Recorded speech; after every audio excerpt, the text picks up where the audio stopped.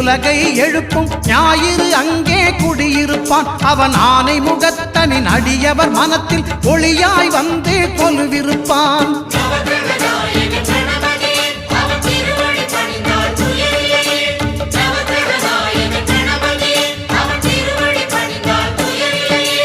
ஒன்பது கோளும் ஒன்றாய் காண அங்கு கற்பகம் என்னும் கடவுளின் மெய்யில்